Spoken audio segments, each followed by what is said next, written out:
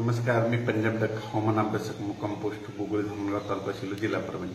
आज आहे 4 ऑगस्ट 2024। मागे 2 दिवसापूर्वी एक व्हिडिओ आपण दिला होता की राज्यामध्ये म्हणजे 8 तारखेपर्यंत पाऊस राहणार।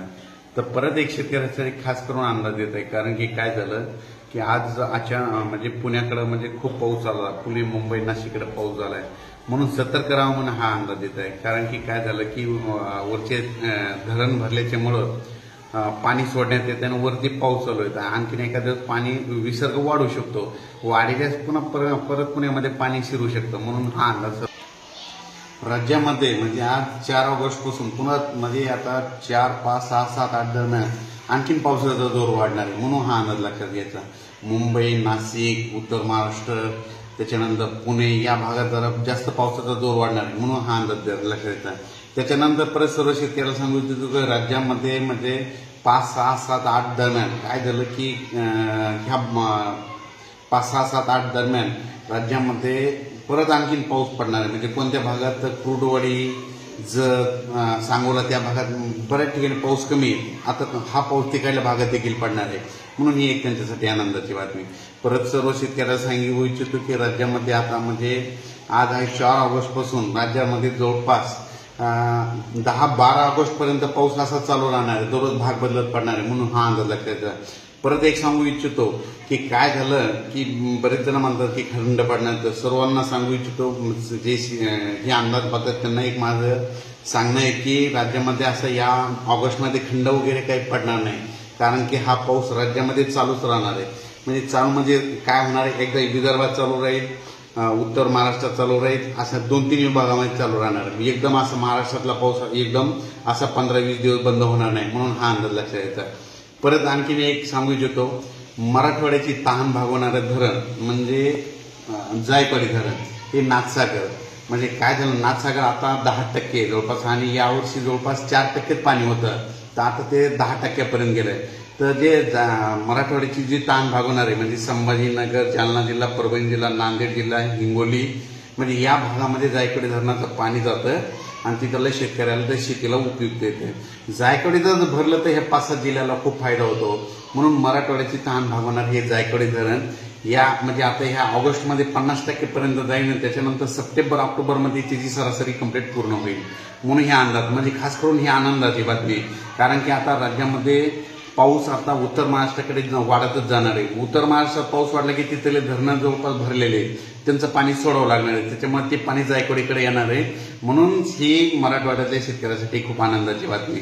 त्याच्यानंतर मांजरा धरण देखील म्हणजे यावर्षी सप्टेंबर ऑक्टोबर पर्यंत ते देखील भरून जाईल, म्हणून ही देखील खास करून आनंदाची बातमी। पण राज्यामध्ये सांगायचं झालं तर असं एकदम असा खंडगिंड वगैरे काही पडणार नाही, फक्त काय होणार आहे 8, 9, 10च्या दरम्यान फक्त मराठवाड्यामध्ये काही जिल्ह्यामध्ये सूर्यदर्शन होणार आहे, आणि काही ठिकाणी ह्या 2-3 दिवसामध्ये थोडं सूर्यदर्शन होणार आहे। एकदम असा 10 दिवस पाऊस बंद होणार, असा पाऊस बंद होणार नाही, म्हणून शेतकऱ्यांनी काय करायचं की काय झालं, इतका पाऊस चालू आहे काही ठिकाणी की त्यांचे पिकं सगळे पाणी वाचून चालले, म्हणजे पाणी जास्त झाल्यामुळं शेतातून सोयाबीनमधून पाणी निघाले, कापसातून पाणी निघाले, म्हणून काय करा जशी वेळ भेटेल तसं तुम्ही शेताची काळजी घ्या, खत वगैरे द्यायची तर ते देखील देऊन घ्या। पण राज्यातला पाऊस असा एकदम असा बंद होणार नाही, म्हणून हा अंदाज लक्षात घ्या।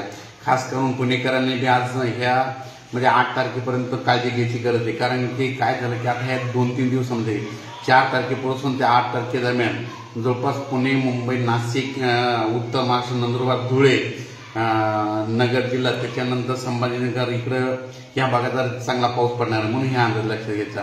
आणि त्याच्यानंतर पूर्व विदर्भातले 6 जिल्हे आणि पश्चिम विदर्भातले 6 जिल्हे दररोज भाग बदलत मात्र चांगला तुमच्याकडे पाऊस पडणार आहे। ज्या ज्या ठिकाणी ऊन पडेल तिथं मात्र जोराचा पाऊस येणार आहे, म्हणून हे अंदाज लक्षात घ्यायचा। परत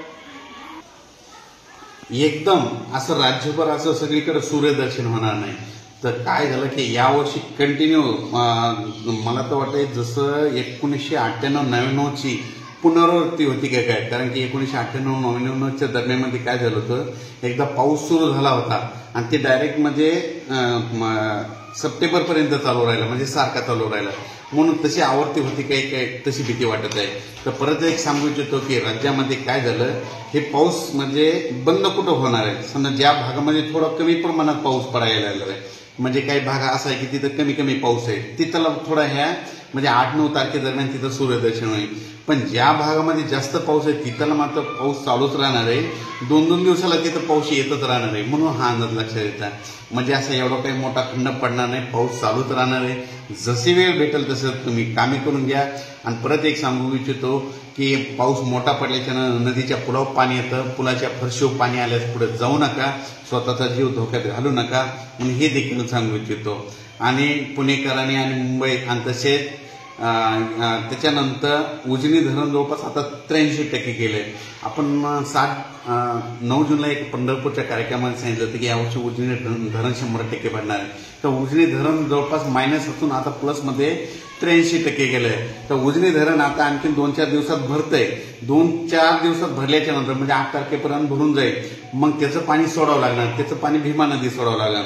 मग भीमा नदीत पाणी सोडलं तर नदीकाठचे सर्व शेतकऱ्यांनी ज्यांची पाईपलाईन असेल, ज्यांची स्प्रिंकलरचे पाईप असेल, मोटरी असेल, तुम्ही तुमच्या सुरक्षित तरी काढून घ्या. कारण की धरणाचं पाणी सुटणार आहे, त्याच्यामुळं तुमचे पाईपलाईन वाहून जातील. म्हणून ही खास करून काळजी घ्यायची गरज आहे. अचानक वातावरण बदल झाला तर लगेच एक मेसेज दिला जाईल. धन्यवाद.